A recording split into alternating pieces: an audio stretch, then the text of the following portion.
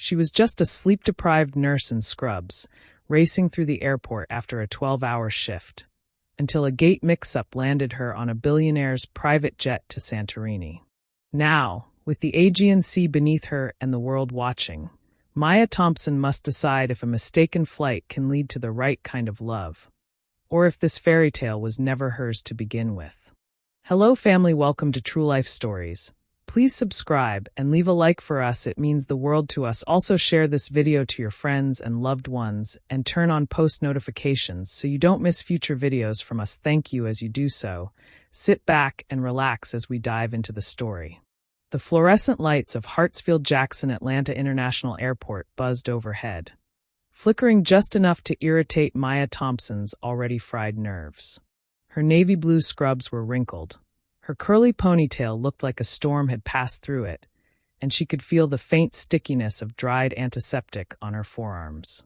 12 hours on the trauma floor. No breaks, 3 code blues, 1 loss, and a baby miraculously revived by CPR. Her shoes squeaked slightly with each step, worn-down soles complaining louder than she ever could. Her duffel bag, slung over her shoulder, was digging into her collarbone. Still, she pressed on. She checked the time on her cracked phone screen. 7:05 a.m. Her flight to Fort Lauderdale was scheduled to depart at 7:30, and of course, it had to be the furthest gate in the terminal. Gate 17, or was it 7? She muttered, squinting at the departure board. The glitching screen blinked, showing scrambled characters before flashing back to the flight list. She caught Fort Lauderdale and 7 before it changed again. That was good enough. She took off down the corridor, dodging tourists dragging roller bags and business travelers sipping overpriced lattes. By the time she reached Gate 7, she was breathless. A polished woman in a navy blazer stood by the boarding tunnel, checking passes. Maya thrust her phone forward, panting. Flight to Fort Lauderdale. Sorry, I'm late. The attendant glanced at her badge. Miss Thompson? Of course. We've been expecting you. Before Maya could question the odd phrasing, the woman handed her a cool, lemon-scented tile and gestured her onto the jet bridge. She blinked. No line? No passengers? No TSA pat-down? It was strange, but she chalked it up to early boarding for medical staff. Maybe this was some airline program she didn't know about, first responders and all that. But as she walked through the tunnel, it didn't lead to a crowded commercial plane. No roaring engine, no gate agent barking about carry-on sizes. Instead, a suited man opened a polished chrome door that led directly into the cabin of a Gulfstream G650, a private jet. The interior was absurdly luxurious. Cream leather seats, real wood paneling, gold trim, and soft jazz playing through invisible speakers. A tray of chilled water bottles and fresh fruit sat on a glass-topped table. Maya froze. Wait, this can't be. A flight attendant with perfect posture approached her. Welcome aboard, Miss Thompson. May I take your bag? Sure, she said slowly, handing it over. I'll prepare your seat in the main cabin. Would you like sparkling water or cucumber mint? Cucumber mint. Moments later, Maya was reclined in a buttery soft leather seat, a warm blanket on her lap and a crystal glass of infused water in her hand. I guess this is what they mean by business class, she muttered, sipping cautiously. She leaned her head back, letting her eyes flutter closed. The fatigue of her shift caught up with her fast. Maybe she'd just close her eyes until takeoff.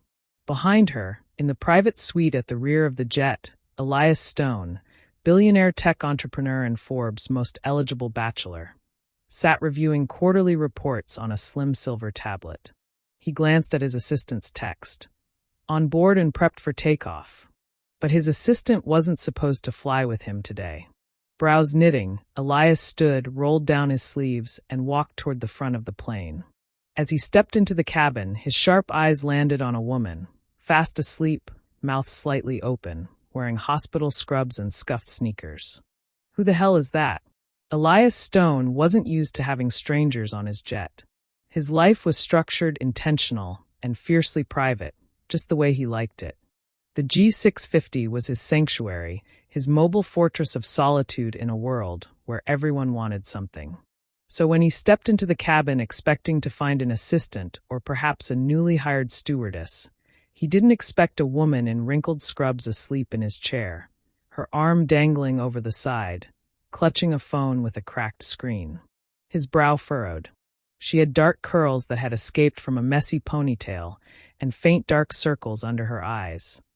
The kind you didn't get from one bad night's sleep, but from weeks, maybe months of long, hard shifts. The flight attendant leaned in and whispered, "She boarded with clearance, sir. Her ticket scanned under your name."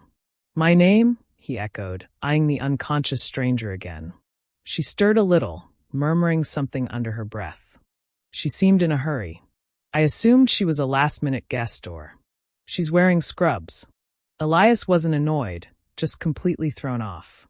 Does she look like someone I'd invite to Santorini? He stepped closer, prepared to gently wake her and get to the bottom of this. But just as he leaned in, Maya stirred and shifted in her sleep, then leaned right onto his shoulder. He froze. Her head rested against him, soft curls brushing the edge of his crisp white shirt. Her breath was slow and even, her body radiating the warmth of a person who had gone too long without rest. Elias stayed completely still, arms slightly raised like a man trying not to wake a wild animal on his lap. His jaw tightened, not in anger, but sheer disbelief. This is not happening. But it was happening. On his jet, with this exhausted woman who'd clearly boarded the wrong flight and somehow passed through security measures that cost more annually than a small country's defense budget. He glanced at his flight attendant, who was biting the inside of her cheek, trying not to laugh. "Should I wake her?" she offered quietly. Elias looked down at the woman now softly snoring into his shoulder. There was a smudge of what might be chocolate pudding or something more clinical on her sleeve. "No," he said after a beat. "Let her sleep. We've taken off anyway, haven't we?" "Yes, sir. We're already in the air." He sighed and sat back. "All right then." For the next 40 minutes, Elias Stone, the man who closed billion-dollar deals over encrypted lines and dismissed luxury with a shrug, sat frozen stiff as a total stranger slept on his shoulder like it was the most natural thing in the world. And strangely, he didn't mind. When Maya finally stirred, groggy and disoriented, she lifted her head slowly and blinked several times at the bright cabin lights. Then her gaze moved sideways and landed squarely on the man she'd been leaning on. She gasped, "Oh my God! Oh my God, I fell asleep on you?" Elias turned to her, one brow raised, arms now folded. "For quite some time. I believe we skipped introductions." Maya scrambled upright, face flaming. I'm so sorry. I didn't mean to wait." Her eyes darted around the ultra-luxurious cabin. This isn't Delta, is it?" He chuckled for the first time in weeks. "Not unless they've upgraded their cabins significantly." She blinked, realization hitting her like a freight train. "Oh my God, I got on the wrong plane." "Yes," Elias replied evenly. "But I must say, you're the first person to do it so charmingly." Maya's hands were practically vibrating in her lap. Her cheeks burned with embarrassment, and her heart was still in recovery mode after realizing she'd not only boarded the wrong plane but had drooled on a billionaire's shoulder. She sat perched on the edge of the luxurious cream leather seat like a scolded child, eyes darting toward the exit hatch, though they were already 30,000 feet above the Atlantic Ocean. "I swear, I thought this was Gate 7 for Fort Lauderdale," she said again, fiddling nervously with the frayed cuff of her scrub pants. "The screen glitched, and I mean, they just let me walk on board." Elias Stone, now seated across from her with a whiskey glass balanced neatly in one hand, leaned back and watched her. There was a glint of amusement in his eyes, but also something quieter. Curious. Contained. He wasn't used to chaos. Not like this. Certainly not in the form of a disheveled nurse with cracked sneakers and a mouth that ran before her brain could keep up. "And you didn't notice the private jet signs? The champagne cart? The complete lack of crying toddlers?" he asked, taking a slow sip. Maya groaned and covered her face. "I just thought business class had really stepped up its game." He laughed then, deep and warm. Not the tight, performative laugh he gave investors or media handlers. This one was real.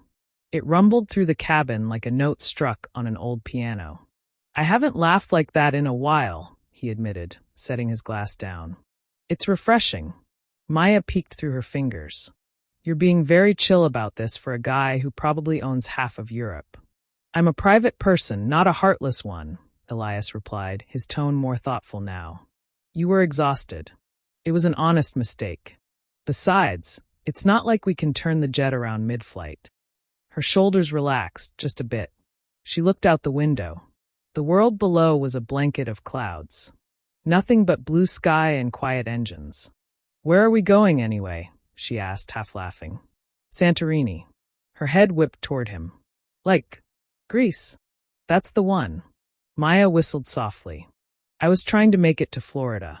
My grandma had a fall last week. She's okay, but I wanted to see her. He studied her face then. The weariness in it.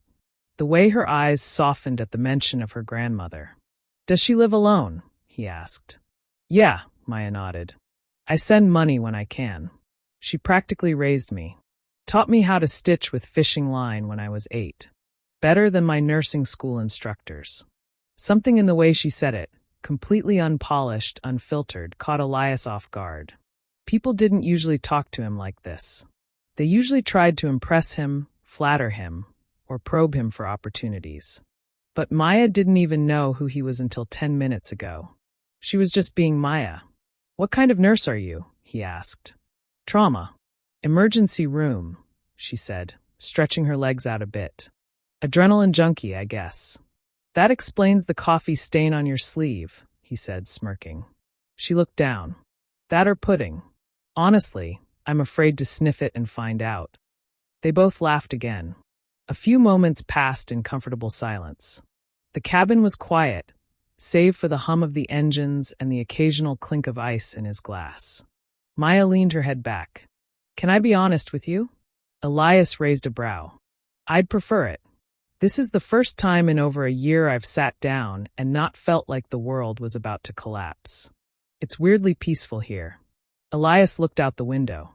Peaceful is rare, he said. That's why I go to Santorini. It's the one place I don't feel like I'm under a microscope. Maya turned her head toward him. You're famous, huh? He smirked. Infamous, depending on who you ask. Tech industry. Cybersecurity. I design systems to keep people from hacking billion-dollar secrets. So you're basically a digital bouncer, she said, sipping the cucumber water that had somehow magically refilled itself. Essentially. She nodded. That's kind of hot. He blinked. Excuse me? I said that out loud, didn't I? She groaned. He chuckled again. You did. But it's fine. I think the nurse who crash-landed into my jet and fell asleep on my shoulder has earned one pass. Maya grinned. Only one. The plane gently rocked as it entered a patch of turbulence.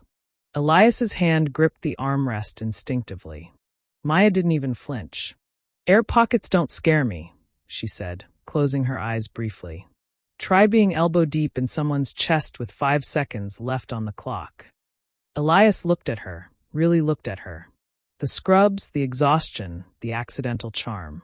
The way she didn't try to apologize for her messiness, didn't shy away from his presence, or care about the layers of wealth that insulated him from the rest of the world.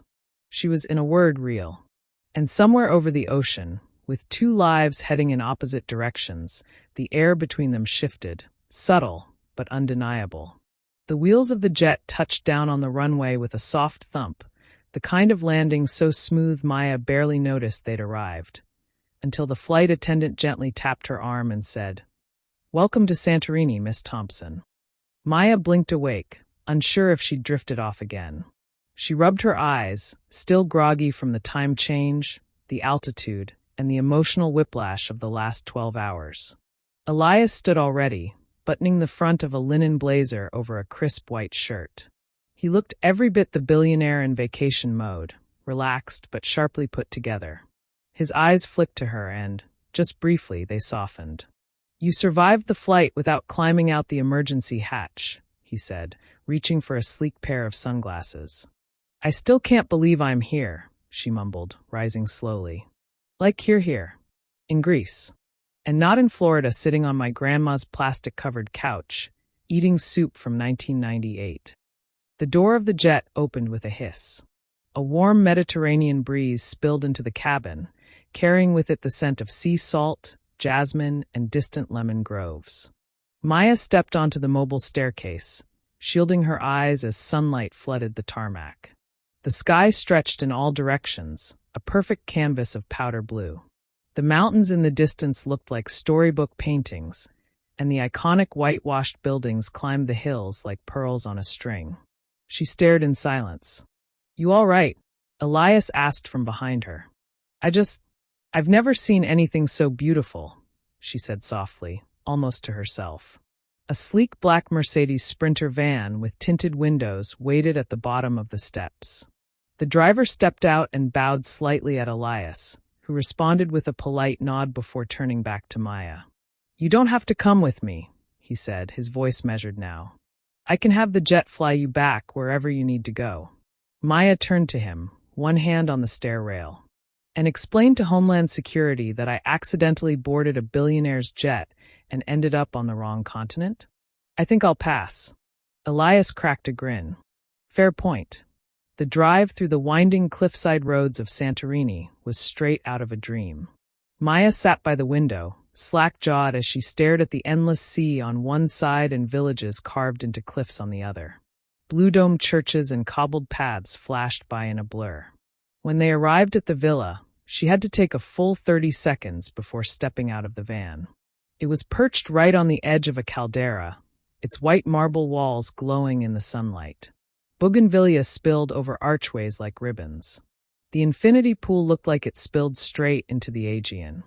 "This place is," she trailed off, then turned to Elias. "Okay, you win. This is literally a Bond villain lair."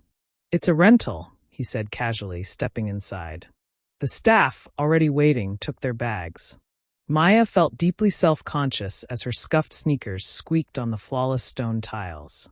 She walked into the lobby, eyes wide, already feeling out of place again. "I'm not dressed for this," she muttered. "You mean the scrubs?" Elias asked with a glance over his shoulder. "I look like I just performed an emergency appendectomy in Terminal C." "Honestly," he said with a smirk, "it's growing on me." He led her to a side hallway, where a second villa branched off the main property. This one was smaller, still luxurious but more private, its own terrace, a plunge pool, and views that looked like someone had photoshopped reality. "I figured you'd want your own space," he said. Maya stopped in the doorway, stunned. "You didn't have to do that." "I know," he said quietly, "but I wanted to." She stepped inside and spun slowly, taking it in, the wide bed, the silk curtains swaying in the breeze, the welcome basket of fruit and pastries. She reached for a peach and bit into it before thinking. "Oh my God," she said, eyes wide. "It tastes like actual sunshine." Elias laughed. "You've been living on vending machine snacks, haven't you?" "I'd kill for a Twix right now, actually." A moment passed. Maya looked at him, something unspoken hanging in the air. Gratitude. Wonder. A slow realization that despite the absurdity of how she got here, she felt safe. Wanted even. As the sun began its slow descent over the sea, Elias returned to her doorway. "There's a welcome dinner tonight at the main villa," he said. "Just me, some fresh seafood, and the sunset. You're invited. I don't exactly have a dress. I'll have one sent up." She blinked. "Do you always have women's dresses in reserve?" "No," he said, smiling, "but I've got connections." He left her with that, retreating back to his side of the villa. Maya stood still, a peach still in her hand, the sea wind curling around her ankles. She turned slowly to the view again. From tired nurse in an airport terminal to dinner in a Santorini villa with a man who looked like he belonged on a magazine cover. This wasn't just a detour. This was the beginning of something she couldn't quite name. By the time dusk fell across the island, Santorini looked less like a postcard and more like a dream soaked in amber light. Lanterns flickered along narrow paths, casting gold onto whitewashed walls. Somewhere far below, the Aegean murmured softly like it was telling secrets. Maya stood barefoot in her villa, fresh from a long, lavender-scented soak in the marble tub. She wrapped herself in the plush robe, staring at her reflection in the mirror. Her curls were drying into soft spirals around her face, her skin flushed from the heat. She still couldn't believe it. This morning she'd been elbow-deep in gauze and adrenaline, snatching a granola bar between trauma cases. Now she was staring at her own face in a luxury villa in Greece. And in the corner of the room, draped over a chair, was the most breathtaking gown she'd ever seen. It was slate blue off-shoulder, with delicate embroidery across the bodice that looked like it had been sewn by moonlight. A matching mask lay beside it, silver with glass-beaded accents, like something stolen from a Venetian opera. She stared at the ensemble, speechless. A knock at the door startled her. She pulled the robe tighter and opened it a crack. Elias stood there, changed from his usual minimalist aesthetic into a tailored black tux with satin lapels. He held a narrow white box in one hand and looked slightly amused. "You okay?" he asked. "You look like someone handed you an Oscar by mistake." "I'm trying to figure out whether I should thank you or run," she said, blinking at the gown. "This looks expensive." "It was delivered from Athens this afternoon," he said casually, then handed her the box. "Shoes. Try not to faint." Maya took the box, shook her head. "Is this how you usually treat accidental guests?" He looked at her for a beat too long. "No, not even close." She swallowed. That look, it was subtle, but there was something in it. Something quiet and waiting. "I'll be ready in 20 minutes, she said, stepping back and closing the door gently. 40 minutes later, she emerged from the villa, her curls pinned up loosely, her shoulders bare in the cool evening breeze. The gown shimmered with every step she took, and the heels, elegant, silver, and way too high, made her feel like a stranger in her own body. Elias was waiting at the garden gate, masked in sleek black with a velvet trim. When he saw her, he actually stopped breathing for a moment. "Maya," he said, and it wasn't a greeting, it was a revelation. She gave a little twirl. "Do I look like I belong?" "You look like the reason the rest of the world stops spinning," he said softly. She froze for half a heartbeat, then rolled her eyes playfully. "You're dangerous when you talk like that. And yet you still came out here." They didn't say anything else as they walked to the car waiting at the villa gates. The driver opened the door wordlessly, and soon they were coasting through the candlelit streets of Santorini toward a cliff-top estate glowing like a palace above the sea. The masquerade was already underway when they arrived.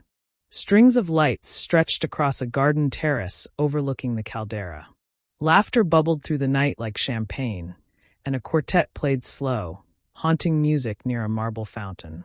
Everyone wore masks, gold, silver, feathered, glittering. No one recognized Elias. That was the point. He placed a steadying hand on Maya's lower back as they entered, guiding her through the crowd with effortless grace. She felt every nerve ending in her spine light up at his touch, even though he was barely touching her at all. "This is not my world," she whispered as they passed women in silk gowns and men with titles stitched into their tuxedos. He leaned closer. "It doesn't have to be your world. It just has to be tonight." That answer shouldn't have felt like a promise, but it did. They dined under the stars, grilled octopus, wild olives, sun-drenched tomatoes, and lamb so tender it barely held shape. Maya drank wine that tasted like honey and storms, laughing more than she had in months. It was only after the third course that the dancing began. A soft waltz floated across the terrace, and couples glided to the floor like petals on water. Elias stood and extended his hand toward her. Maya hesitated. "I don't know how to waltz." "I do," he said, his hand still waiting. "Trust me." She took it. He pulled her close, one hand settling on the small of her back, the other guiding her hand to his chest. They moved slowly, perfectly in rhythm with the music. "You're full of surprises," she murmured. "I was thinking the same about you," he replied, his voice just above a whisper. Her heart beat wildly in her chest, not from the dance, but from the way he was looking at her through the mask, like he'd known her for years and had only just noticed how beautiful she really was. They turned again and again, the world slipping away. Just the music. Just the stars. Just the gravity pulling them closer than they had any right to be. When the music slowed to a final lingering note, they didn't separate right away. She was still in his arms, her breath warm against his collar. He took a step back slowly. "Come with me," he said, his voice low. She followed him through an archway wrapped in vines and tiny glowing lanterns. They stepped onto a private balcony carved into the cliffside, away from the others. Below, the Aegean stretched endlessly, black and glittering. He turned to face her. "You make everything quieter." She blinked. "That's either the sweetest or most confusing thing anyone's ever said to me." He smiled, but only with his eyes. "You're not trying to impress me. You're not performing. You're just yourself." She took a step closer, unsure whether it was the wine or the sea air or something much more dangerous. "You like that?" she whispered. He nodded. "I've forgotten what real feels like." They stood so close now, the distance between them could have been broken by a breath. And then, as if drawn by something far beyond decision, he kissed her. Softly at first. Testing. Asking. She didn't pull away. Instead, she kissed him back, like the world had always been leading her here. The morning after the masquerade felt different. Not just because the sea breeze had turned cooler, or because the sky was layered in soft clouds instead of the usual boundless blue, but because something unspoken now hung between Maya and Elias. Maya awoke wrapped in linen sheets that smelled like salt water and citrus. For a few moments, she let herself stay still, watching how the breeze toyed with the sheer white curtains.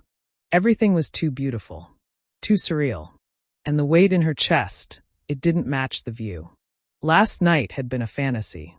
The gown, the lights, the music, the kiss. God, that kiss. It hadn't been just a spur of the moment, tipsy accident. She felt it, in every part of her. Elias had kissed her like he'd been waiting to do it for years, not hours. But now, in the sunlight, it scared her. She wasn't this girl. She wasn't the woman in silk, dancing on cliffside terraces. She was the woman who spent her nights suctioning blood out of shattered lungs, who couldn't afford a one-bedroom apartment without picking up extra shifts. She got out of bed, padded barefoot across the tile floor, and stared at herself in the mirror. Her hair was a mess again, makeup smudged under her eyes. She still looked like Maya, the nurse, the girl with student debt and orthopedic sneakers. Not the woman of billionaire kisses under a starlit sky. Across the villa compound, Elias stood at the edge of his infinity pool, barefoot and shirtless, holding a black coffee in one hand and a phone in the other.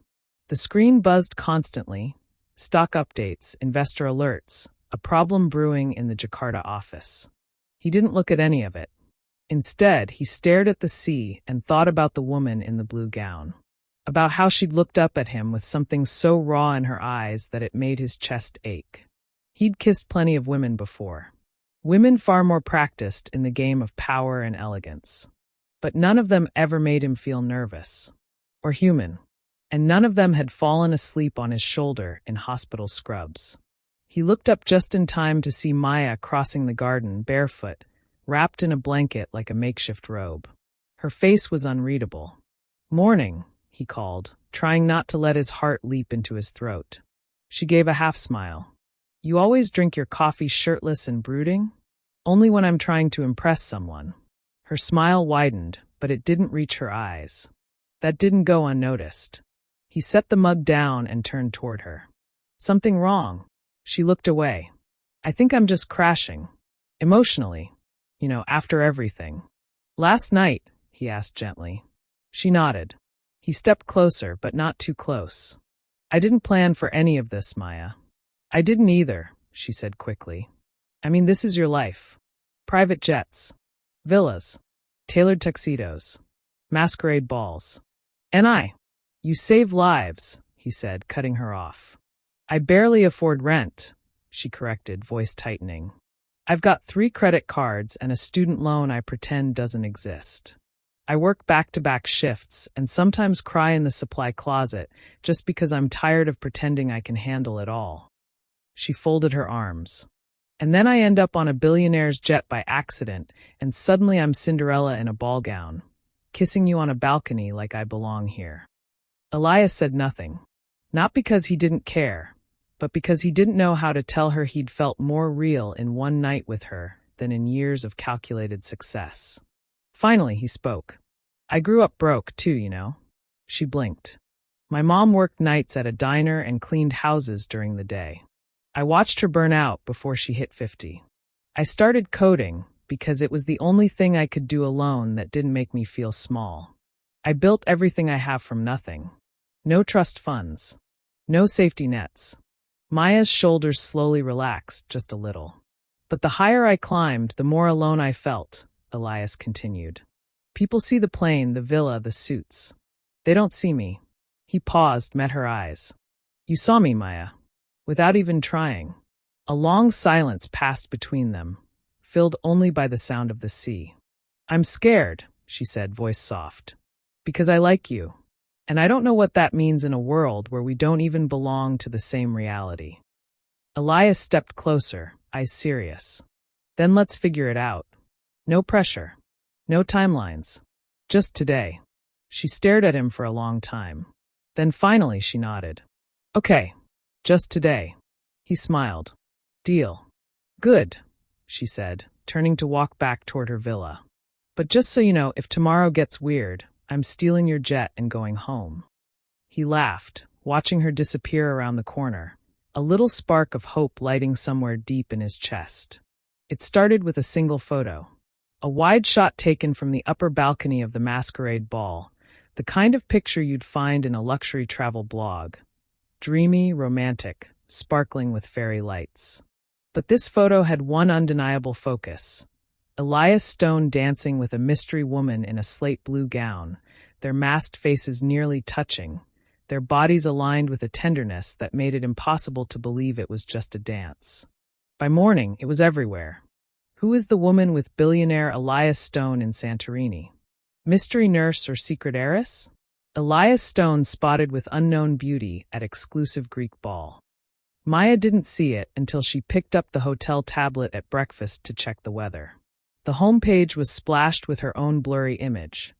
Her profile partially turned, laughing, eyes shining beneath a silver mask. She dropped the tablet like it burned. Elias was on a call across the villa compound when she marched barefoot into his living room. "I'm on hold," he said, holding up a finger, but the look on her face made him pause. She threw the tablet down on the couch beside him. He picked it up, read the headline, and frowned. "Shit. You think," she snapped. "My boss texted me this article this morning with a winky face. My friends are blowing up my phone. And my grandmother just called me to say I'm apparently dating the software fella on the news." Elias hung up mid-call and stood. "I didn't plan for this to happen. I've never brought anyone public." "Never?" "Well, I definitely didn't plan on being your public anything. I boarded the wrong flight, remember? I was in scrubs, Elias." He winced. She began pacing. "Now everyone's asking questions I don't have answers to. Was this a fling? Am I your new girlfriend? Am I for sale? Because apparently that's what people think when a nurse ends up on a billionaire's arm." "You're none of those things," he said quietly. "Well, I don't know what I am anymore," she replied, her voice cracking just slightly. "I was supposed to visit my grandmother. I was supposed to be back at work tomorrow. I had a life, a chaotic, underpaid, amazing life. And now I'm here, in paradise, falling for a man I shouldn't even have met, and the whole world has opinions about it." Elias stepped forward. His voice was calm, steady. "Then don't let them decide anything. Not the headlines. Not your co-workers. Not even me." She stopped pacing. "I care about you, Maya. And yes, this is messy. And fast. And ridiculous. But that doesn't make it fake." She shook her head. "You don't understand. People like me don't get caught in stories like this without becoming the punchline." "You think people haven't laughed at me?" he said. "I was 19, pitching security software in a hoodie while companies handed contracts to men twice my age in designer suits. They called me arrogant. Lucky. Dangerous. Until I made them obsolete. That's not the same." "You're right. You're more impressive. You've saved more lives than I ever will." Maya looked away, chewing the inside of her cheek. "I don't know how to be with someone like you." "You don't have to know," he said. "You just have to want it." He crossed the space between them, gently taking her hands. "I can make the noise go away," he said. "I can call in PR teams, shut down interviews, even fly you home if that's what you want." She met his eyes, troubled, conflicted, but undeniably moved. "I don't want to disappear," she said. "I just want to understand what this is." He took a breath. "I don't know what it is yet, but I know it's not casual, and I know it's not over." She stared at him, heart slamming against her ribs. Then slowly she pulled her hands away. "I need space." He nodded, jaw tightening, though his disappointment showed. "I'll arrange for the jet," he said quietly. "You can leave any time you want." "Thank you," she whispered, her eyes burning. "But I think I'll walk first." She turned and stepped outside. The sky had turned silver with thick clouds. The air smelled of rain. She walked barefoot down the path toward the cliffs, the breeze tugging at her curls, her dress from the night before still hanging on a chair behind her, forgotten. Somewhere below, waves crashed against ancient volcanic stone. The world had found her. And now she had to find herself again, before she could know if she wanted to find her way back to Elias. The next morning, Santorini was quiet. Too quiet. Maya stood at the edge of her private terrace, a warm mug of tea in her hands, staring out at the sea like it might answer the questions crowding her head. The sun was barely cresting the horizon, casting long golden fingers over the rooftops and cliffs. Her duffel bag sat by the door. Packed. The jet was ready. Elias had arranged everything without a word. No arguments, no begging. No drama. It only made her heart hurt more. Because for all the glitter and luxury, Elias Stone hadn't tried to buy her, convince her, or manipulate her into staying. He had simply given her space. And that was what made her fall for him all over again. She took a slow sip of tea and closed her eyes, listening to the quiet symphony of morning, distant waves, the clink of dishes from a nearby cafe, a donkey braying somewhere in the hills. Everything felt surreal. She'd come to this island by accident. And now leaving didn't feel like going home. Her phone buzzed. A single text from her grandmother. "Whatever he is, if he made you glow like that, he's not a mistake." Maya laughed softly through a tight throat. Trust her grandmother to see straight through the fog. She turned just as a knock echoed from the front door. Heart stuttering, she opened it, half expecting Elias, but instead found a young woman in a sleek black blazer. His assistant, polite and expressionless. "Miss Thompson," she said with a slight bow. "Mr. Stone asked me to deliver this personally."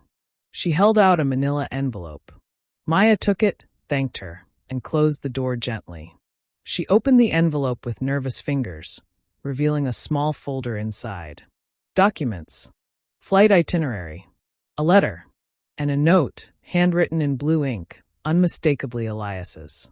"Maya, I don't know where we go from here, but I know you didn't land in my life by accident. You don't need my world, but I think I need yours. If you get on that plane, I'll understand. If you stay, I'll meet you at the edge of the terrace." Her hands trembled slightly as she lowered the paper. She walked to the French doors, pulled them open, and froze. There, at the edge of the stone terrace where sea met sky, stood Elias.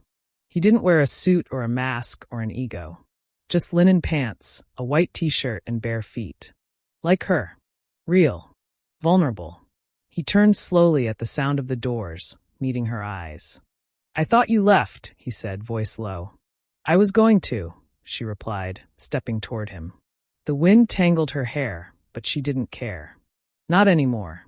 She walked until they stood just a few feet apart, the sea stretching endlessly behind him like a painting. "I'm still scared," she admitted. "Still unsure." "Me too," he said without hesitation. "But I don't want to disappear from this," she whispered. "I don't want to wake up tomorrow wondering what could have happened if I'd just tried." Elias's expression didn't change, but his shoulders lowered. His breath caught. His eyes, always sharp, always watching, glimmered like glass catching morning light. He reached for her hand slowly, as if asking permission. She let him take it. "I've never asked anyone to stay before," he said. "But I'm asking you." She smiled, just barely. "So, we're staying?" "For a while," he said.